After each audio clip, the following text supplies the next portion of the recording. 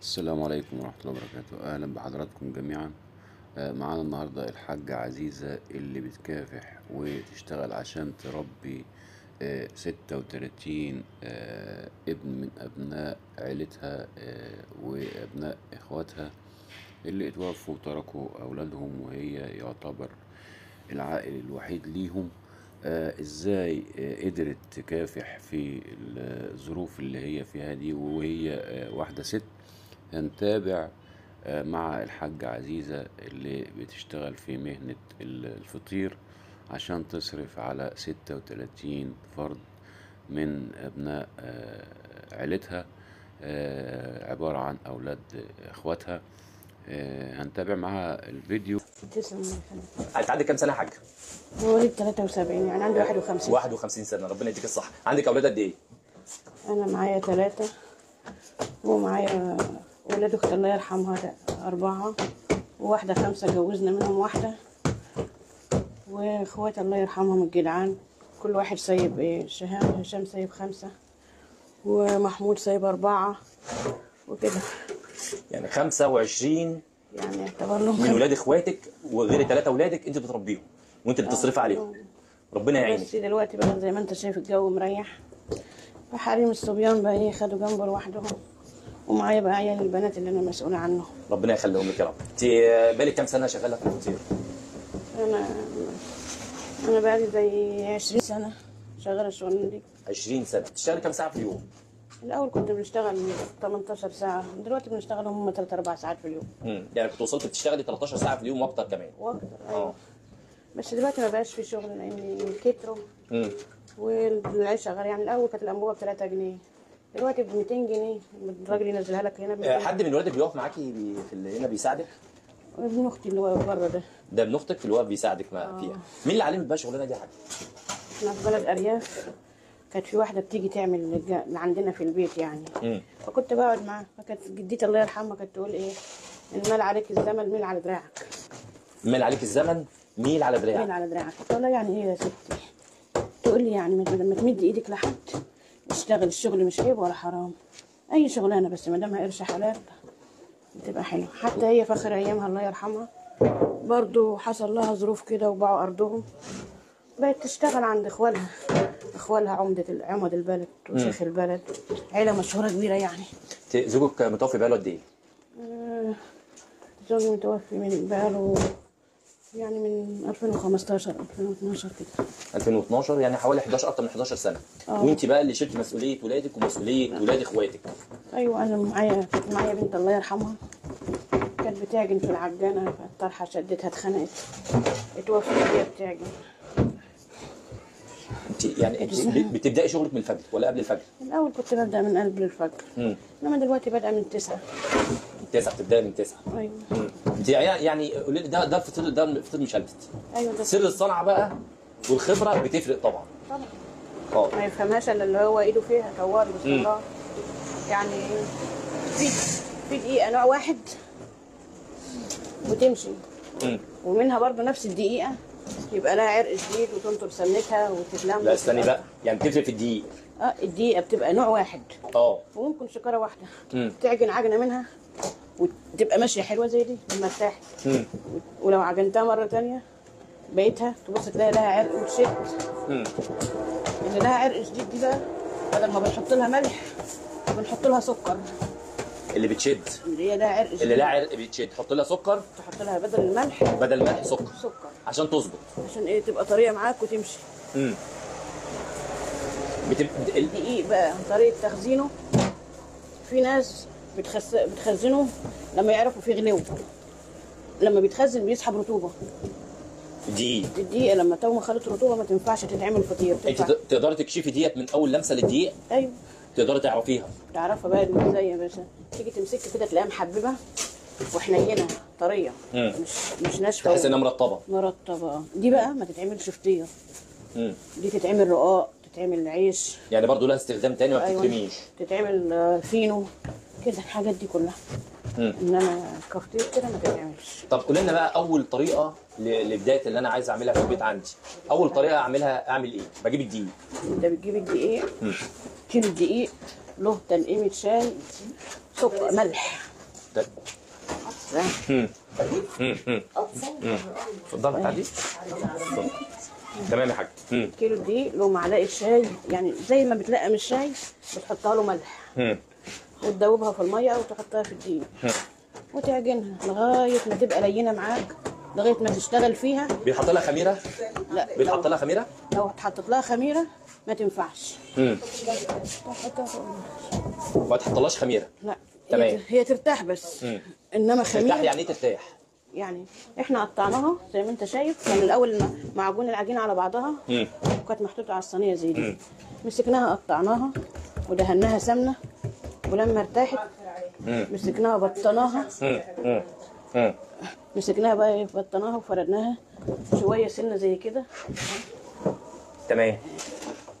بطناها وفردناها، وبعد ما تتبط وترتاح بقى تلاقيها ماشيه لينه كده، تفردها بقى عادي. تفرديها بقى كده؟ ايوه. الفطير ده له كام نوع في الفرق؟ كتير. في نوع بيتقطع زي الرقاق كده صغير ويترص على بعضه. انت سويت حاجه بره ولا لسه؟ سويتها جالك. تمام يا حاج. وفي نوع ايه بقى؟ تطبيق. عليكم السلام يا عم رجب. في نوع تطبيق انا هطبق لك واحده اهي عشان ايه؟ بتتفرد كده ونسحبها كده، بس دي كلها ارتاحت قوي.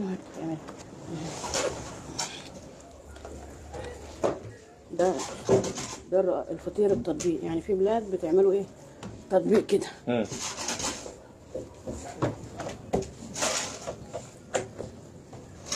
بس مش احلى من اللي احنا بنعمله. مش احلى من المشلتت؟ من اللف. من اللف. ايوه بتعمل كده. نجيبها بقى كده كده وتتحط، بس اللف بقى ولا تبقى رق منها. يعني فيه الناس بتعمله الطريقه دي، تحطها كده. بس اللي احلى بقى اللي هي بنعملها ايه؟ اللي انت بتفرديها دي؟ اللي احنا بنفردها بقى كتير لف كده كده.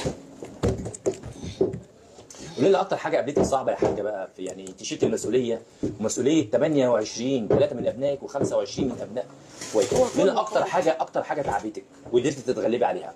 تربيه الصبيان صعبه. العيل بتبقى معاك امانه، ولو سبته من غير عقاب من غير اي حاجه. عيال السوق هنا مليانه، ممكن عيل يديله سجاره، ممكن عيل يعمل له حاجه، فلازم تكون عينك عليه باستمرار. لازم كل يوم افتشه، اللي وريني اللي في جيبك ايه، تشرب ايه. كتير عليكي 25 و3 28، مش كتير عليكي؟ يعني بتراعيهم ازاي؟ ده اللي عنده عيل واثنين بيصعب، يعني بيتعب في تربيتهم ومتابعتهم. دلوقتي حاليا انا مش مسؤوله الا عن اولاد البنات، وليا اخ كان حصلت له ظروف وبعت له حق وحق ال3 بنات. هو ده يعني اللي شايله همه وهم عياله. انما التانيين بقى ايه مش معايا، يعني اقدر اواصل مع الكل يعني. فاللي محتاج انا معاه ظهر وسند وكل حاجه ليه. ربنا يديك الصحه. واللي مش محتاج بقى انت عندنا، ما انا دامك انا مش محتاجك، انت مالكيش لازمه عندي. يعني ما يجون اللي ما يحتاجكش ما يجينكش ما يشوفكش. خلصت. طب قولي لنا بقى يا حاجه، في ستات تقول لك يا ست تشتغل ليه؟ يا ست ملزمه انها تشتغل، الست ما تشتغلش. الكل شغال، الست اللي لسه خارجه دي شغاله وشقيانه على عيالها. الشغل مش عيب؟ مش عيب. احسن ما امد ايدي لحد. الشغل ده عندنا في الفلاحين يقولوا شرف للبنت ولا للست، احسن ما تمد ايدها لحد. وانا يا فرحتي ابقى لبس حلو وكده واجي اقول لك اديني واديني واديني، ولا لما اشتغل كده كانت تقول لنا ايه؟ احنا كنا بنات صغيرين يعني ما نفهمش، كانت تسلم علينا وتبوسنا، تقول اللي تلقي ايدها خشنه من حش البرسيم تبوسها. اقول لها يا ست ده ايدينا مش لحوسه، تقول الايد الخشنه احب حاجه عند الرسول عليه الصلاه والسلام. كانت ست ديك الله يرحمها ورحمه الله عليها، كانت كل حاجه عارفاها، كانت كل حاجه. كانوا ناس البلد كلها العيل اللي يتمزق يجيبوه لها، العيل اللي يسخن يجيبوه لها، العيل اللي ما بيرضعش يجيبوه لها، وهي كانت تعالجه. حكيمه البلد. هي كانت كده، النصيحه والطب. أيوة. والمشوره، وعلمتها لنا الحمد لله. يعني العيل اللي ما يرضعش يبقى بقه بيوجعه ندعكه له ببن وليمون، العيل اللي ممزوق نعمله بيضه ورده. دلوقتي بقينا نعمله بيض ورد وقطن، نكسر البيضه نحطها على العيل، نخلي البيض لوحده والصفار لوحده، نحط الصفار على ظهر العيل ونمسكه ندحرجه كده نقلبه، تفضل صفار البيضه سليم ما يجرالوش حاجه. يجي عند الحته اللي موجوعه ويسيح نروح لاحقينه بقى بالايه والقطن فاردينه عليه. يعني الصفاره البيضاء ايوه عارف مكان الوجع فين عندها وبيسيح. ايوه الحته السليمه تفضل تلف الصفار البيضاء سليم على جسمه، تيجي عند الحته الموجوعه لانها بتبقى سخنه. او لو هي بردت يعني بقى لها يوم ولا اتنين بيبقى نفس العيل الطفل طالع نازل منها. تعرف العيل الممزوق لما تحط ايدك على ظهره كده تلقي النفس بتاعه طالع من هنا كده، يبقى دي الموجوع. لو حطيت ايدك عليها كده العيل يبطل الم. كنا نعملها له كده. والعيل اللي مؤاخذه اللي يسهل بنمسكه بقى ننيمه على ظهره على رجلنا العادي كده، ايه بطنه بتبقى مفروشه. ليه؟ لانه بيبقى بدا يزحف يحدق. نروح ماسكينها نلم كده ونرفع لفوق ونروح شافطينها من عنده سرتها.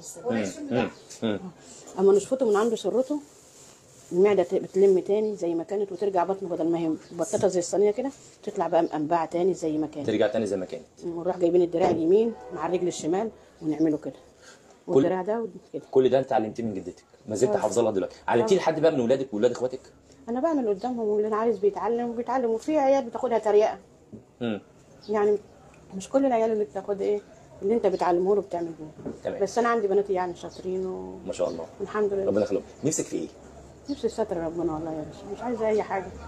انا زي ما قلت لك كده هي معلمانا المال عليك الزمن المين على دراعنا، ما نعتمدش على اي حد غير وجه الله. بس ادي اللي انا طالباه هو الستر من عند ربنا. احلى حاجه طلبتيها، احلى كلمه قلتيها، احلى وصفه شرحتيها، احلى فطير بياكلوه من ايديكي. يعني انت بيجي لك زباين من كل مكان. انا الفطير بتاعي ده في جميع الدول. لا في جميع الدول. راح استراليا، راح المانيا، راح ليبيا، راح السودان، راح الكويت، راح الامارات، راح السعوديه. يعني لسه النهارده رايح السعوديه. ما شاء الله. واحد مشي الفجر كان طلب كام فطير عملتهم. راح السعوديه. يعني الفطير المصري فطير الحاج عزيزه راح السعوديه وراح تركيا والامارات وسافر جميع دول العالم. راح. واللي هو بيسافر بقى بياخدوا كهدايا. المصريين بتهادي الناس اللي هي بس اكيد هيهادوا بالحاجه الحلوه مش هيهادوا باي حاجه. طبعا. عشان كده بيقول لك انت طبعا. وهو كتر يعني في جيراني بقوا يعملوا كده بس اللي ده حاجتك بيجي لك. صح. فاللي اتقي الله في عمله ربنا بيبارك له فيه. ربنا يبارك لك يا حاجه. الحمد لله. ربنا يديك الصحه يا رب. هنشوف بقى الفطير بره. ربنا يخليك ربنا يسعدك. نصور بقى الفطير وهو مستوي كده بره. انا معاكم اعزائي المشاهدين يعني هنشوف دلوقتي بقى الفطير فطير الحاجه عزيزه وهو خارج من الفرن وبيستوي. ده فطير الحاجه عزيزه اللي احنا شفناها دلوقتي وهي بتعمله. ست مكافحه يعني بنت الاصول اللي يعني ست ب 100 راجل. صباح الخير. صباح النور. اسمك ايه؟ شهاب. ازيك يا شهاب؟ الله يسلمك. انت عندك كام سنه؟ 23. ربنا يديك الصحه. انت دي خالتك؟ والدتك. انت بقى بالك كام سنه شغال معايا هنا بقى فطير؟ يعني بقى لي 10 سنين. اكتسبت خبره بقى. يعني التسويه. اتعلمت الصنعه. اتعلمت الصنعه. بعجن وبقطع. كمان بتعجن وتقطع بس الفريق بقى ما بعرفش افرد فيه. هي بقى اللي عندها الخبره. سر الخبره. ما حاولتش تتعلموا منها؟ الصراحه لا. مش هاويها الفريق دي خالص. بسوي اعجن كده. ده عشان ده بقى الفطير يعني ما شاء الله انتوا بيجوا لكم مخصوص من كل مكان. في ناس بتجينا من المنوفيه بلد الفطير ذات نفسها ومن القناطر. المنوفيه بلد الفطير بيجوا لكم مخصوص من هناك. بيجوا ياخدوا صباحيات من هنا. يعني مش بقى الفطيره كده ده بقى داخل على السوا كده دلوقتي. دي خلاص هتطلع دي. بسم الله ما شاء الله. ده الظهر بتاعها. وده الوش. ده المشلتت. ده الفطير المشلتت. في انواع ثانيه من الفطير المشلتت؟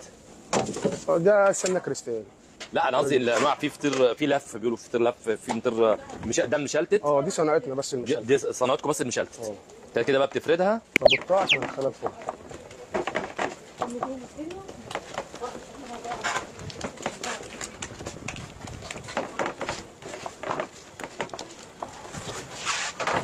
بتاخد قد ايه سوا في الفرن الفطير؟ من 4 ل 5 دقايق. من 4 ل 5 دقايق. الولعه بقى يعني بتبقى انا ممكن اعملها في البيت عندي في فرن البوتاجاز؟ ينفع؟ على حسب النار بقى معايا. النار هاديه زي كده ما بتبقاش حلوه. انت بتبقى مشغل النار من فوق ومن تحت؟ بس لازم النار تكون عاليه. تكون النار عاليه. النار دلوقتي هاديه عشان الانبوبه بس. طب انا شايف بيقول لك لا ده انت تقفل على الفطيره وهي في الفرن عشان ما تبوظش او ما يعملهاش حاجه. انا شايف انت شغال والفرن مفتوح. عادي بس بالعكس لما بقى في الفرن النار بتتكتم. النار بتتكتم. فده حلو للفطير انك تسيب الفرن انما فرن البوتاجاز اقفله برضه ولا اسيبه مفتوح؟ لا عادي بتوربه زي كده مثلا. ده لو فرن البوتاجاز اوربه مش لازم افتحه واشغل الشعله من فوق والشعله من تحت. صح. انهي فيهم يكون اعلى من الثانيه؟ اللي تحت. اللي تحت اعلى من اللي فوق عشان مش قوي يعني حاجه بسيطه. مش قوي حاجه بسيطه. ده الوش واقلبها عشان تستوي الظهر كده. تطلعها وتقلبها اول ما تاخد عشان تستوي.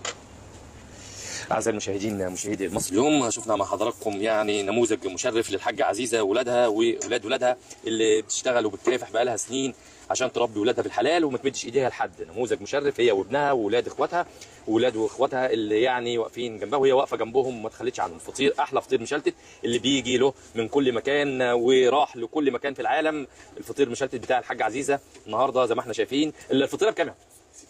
50. فطيره ب 60 يعني. دي بكام؟ دي ب 60 جنيه وال50 اصغر شويه سنه بسيطه. حاجه بقى بلدي مخصوص. دي حاجه بلدي مخصوص. 130 دي بالطلب بقى. دي بتتعمل بالطلب. بعملها مخصوص بالطلب. تمام. شكرا لكم اعزائي المشاهدين مشاهدي المصري اليوم، وكان معكم علي